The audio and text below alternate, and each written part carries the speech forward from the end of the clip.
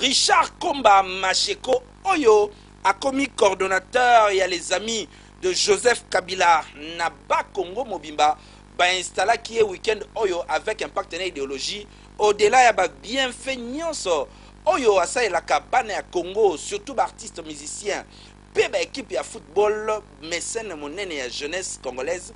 ba installa qui avec un partenaire idéologie équipe ya Lingala Facile et zala qui sur place David Tsala na Christian Lotonto.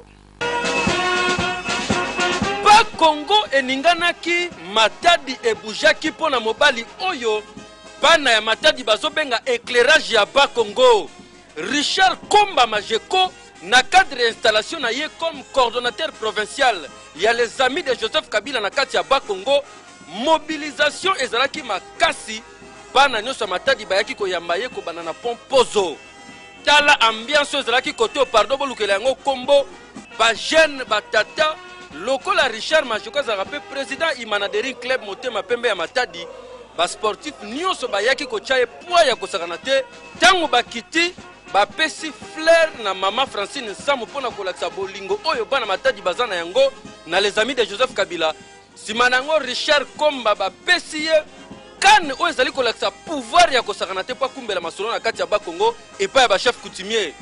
cortège bandi etamboli na kati ya ville ya Matadi mobimba koyemba kosepela ambiance na fanfare sima baye ko présenter ba civilité na bango epai ya gouverneur ya ba Congo Simon Floribert Mbacha